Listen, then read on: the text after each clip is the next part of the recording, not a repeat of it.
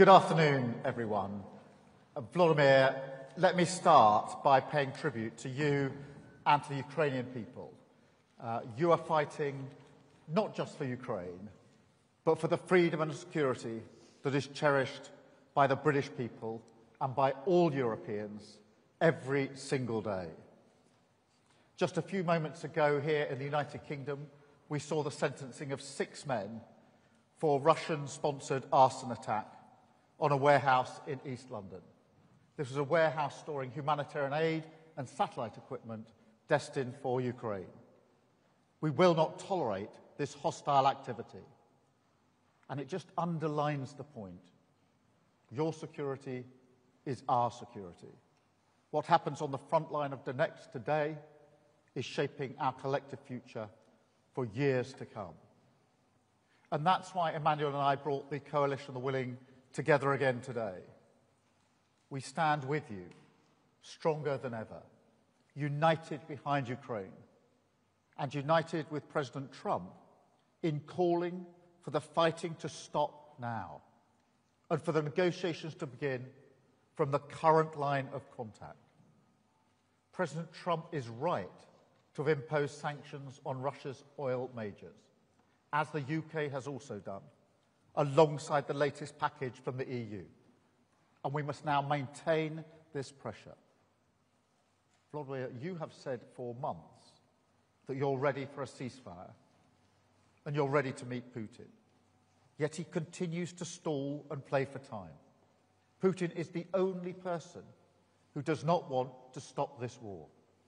His strikes on civilians this week made that crystal clear once again, targeting energy infrastructure ahead of winter, hitting young children in their nursery, claiming the lives in Kyiv of a 12-year girl and a 6-month-old baby. This is who Putin is. Time after time, he rejects the chance to end the war. In just the last few days, he's rejected the opportunity for talks once again, instead making ludicrous demands for Ukrainian land, which he could not and has not taken by force. Of course, that is a complete non-starter, and it shows yet again that he's not serious about peace. So we've been clear today that we must respond.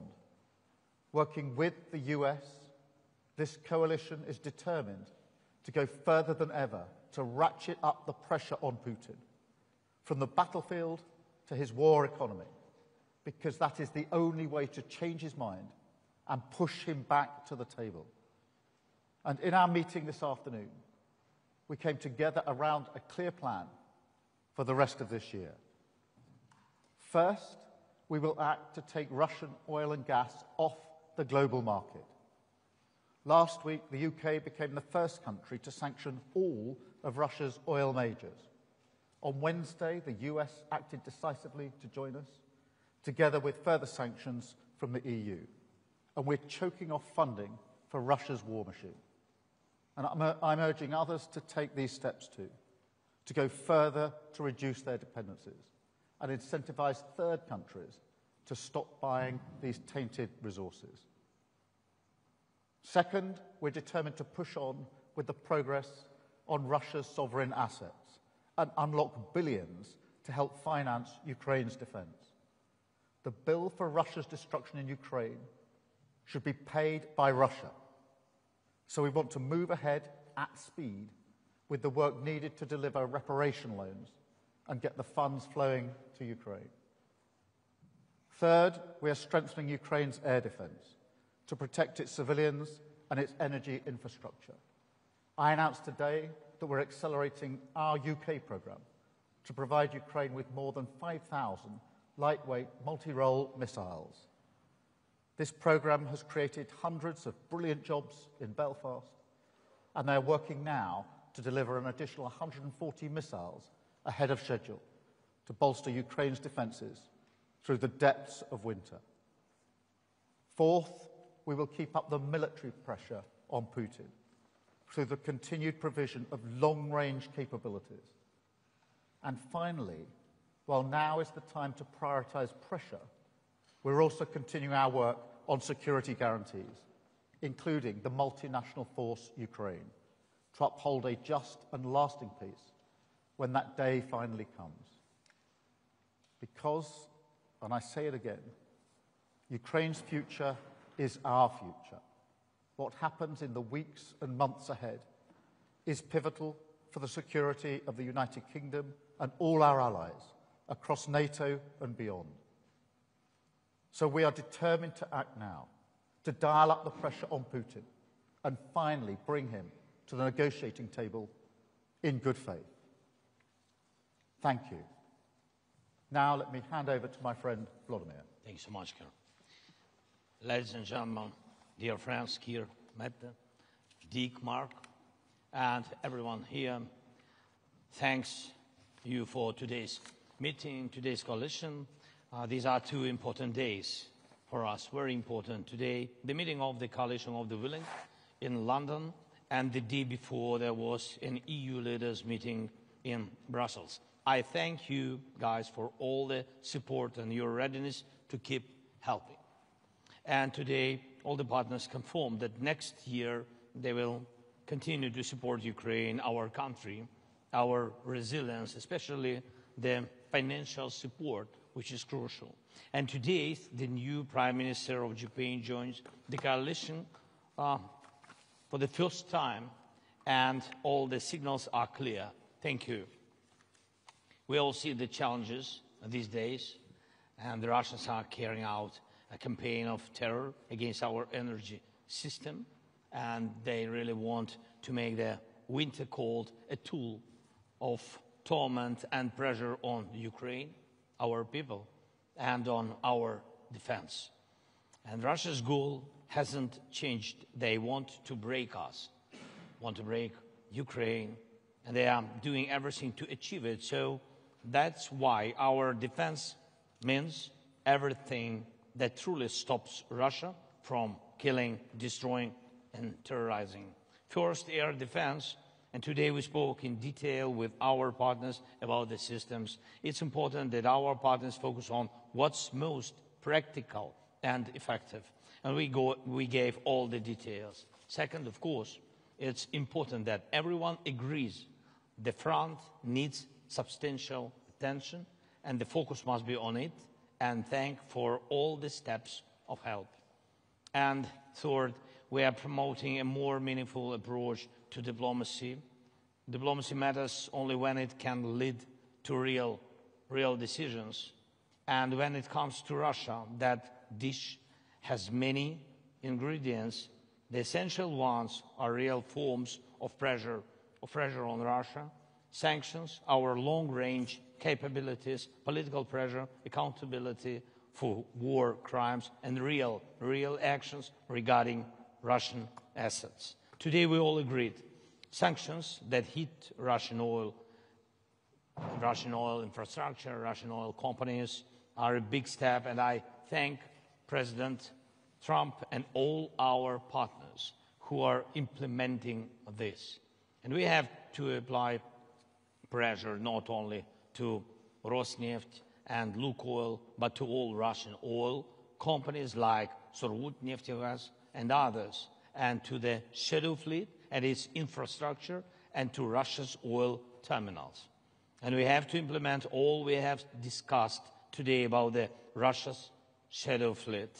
Besides, we are carrying out our own campaign of pressure with drones and missiles, specifically targeting the Russian oil sector. So the long-range capability directly strengthens diplomacy, the more losses Putin suffers on his own territory. The fewer assaults he can carry out on the front line, and the faster he will agree to meaningful diplomacy. That is why we are working to secure Tomahawk cruise missiles, additional Storm Shadow missiles, other capabilities. Thank you very much, Keir, for today's decision. Thank you for your support that you said, and about long range. And there must be no option left for Russia except to end the war and return peace to our country. And of course, I also want to thank our partners for working with us to produce weapons, for investing in our country, for joint projects, and for the agreements we are now implementing. And one more point is Pearl program. I thank for each contribution.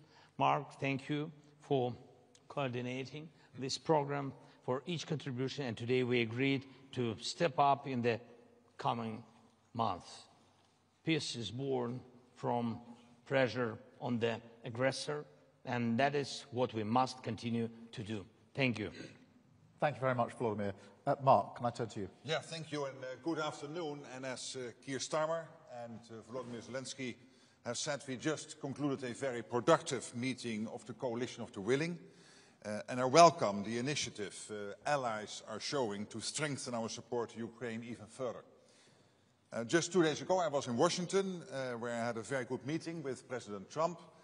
The sanctions that the US has placed against Russia's largest oil companies will starve them of revenue and significantly increase the pressure on Putin to come to the negotiating table. And they show once again that President Trump is absolutely committed to end this war and bring a lasting peace to Ukraine. I'm glad that I was able here today to join allies and partners to discuss how we support these peace efforts and how we can increase the pressure on Russia to get there. In Ukraine, Putin is gaining little ground on the battlefield.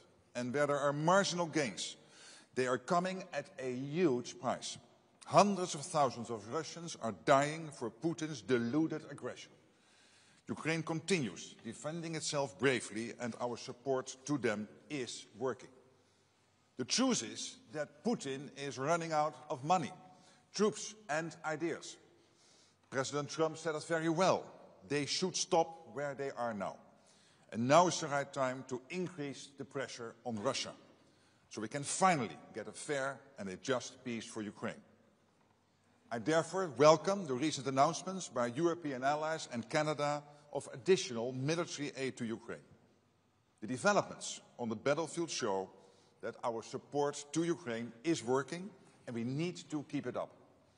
We need to pair this support with sanctions and economic pressure, and the EU's 19 seconds package against Russia is another good step in this direction.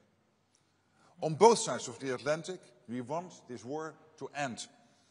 And the good discussions this week in Washington, yesterday in the European Council, and now in London indicate we are moving in the right direction. Thank you so much. Mark, thank you so much. Mette, can I come to you? First of all, thank you, Keir, for hosting us today, and thank you, Volodymyr, for joining us yesterday in Brussels in a meeting with the European Council, and today in the Coalition of the Willing. It was Putin that called President Trump some days ago because he was scared that Ukraine would get the upper hand. Yet he rejected Trump's proposal for a ceasefire along the current front lines, a suggestion that we support, and same goes for you in Ukraine. But Putin doesn't want to stop the killings. There is no indication that Russia and Putin wants peace, not even a ceasefire. And Russia continues its hybrid war against NATO and the West. Today, the Coalition of the Willing, we have agreed to increase the pressure on Russia, agreed that we must find long-term financing of Ukraine's ability to keep fighting, boost Ukraine's defense industry with European financing, finance much-needed US weapons, and to put more pressure on Putin's weak economy with new sanctions. I think this week we have taken significant steps with EU's new sanctions package, targeting Russian energy sector, the shadow fleet, and much more. United States have now sanctioned, as we already have heard, Russia's two largest oil companies. And already last week, the UK, announced sanctions targeting those companies as well. I think Putin's strategy has been to wait for us to stop, at some point to give up. But of course, this will never happen. So once again, we have today agreed to be united in our efforts and our promise to to you, dear Volodymyr, and to Ukraine and to all Europeans is that we are willing to continue, of course. Thank you so much. And then to you, Dick, please. Thank you, Keir, and thank you for hosting the Coalition of the Willing today. And Volodymyr, thank you for being here as yesterday in the European Council. And both meetings had the same purpose, peace. And in doing so and making sure that that will happen, we need to keep Ukraine in the fight, as everyone more or less stated today in different words. We need to maximize support to Ukraine. And Ukrainian needs have to be leading in that. What we see is that Russia is the only party rejecting a ceasefire, circumventing all diplomatic initiatives and continuing to attack Ukraine. The only way to persuade Putin to engage in serious talks is to increase economic pressure on Russia and our support for Ukraine. This week, important measures were taken in the EU and the US, and coordination for further steps we could take is necessary. First of all, on sanctions. It would be good if the EU were to copy the US-UK sanctions against Lukoil and Rosneft. We must also do more to dismantle the shadow fleet systems, and the Netherlands will take its part when it comes to the North Sea. This could hit Putin hard financially, as this undermines his revenues on global oil markets. Second is support. It's crucial that all countries contribute. Only then can we maintain a high level of support and keep Ukraine afloat militarily and economically. We must increase military support bilaterally as well as by ordering armed packages from the US, and a couple of the speakers already mentioned the Pearl package. And we must make sure we step up our energy assistance to help Ukraine and the Ukrainians through the winter.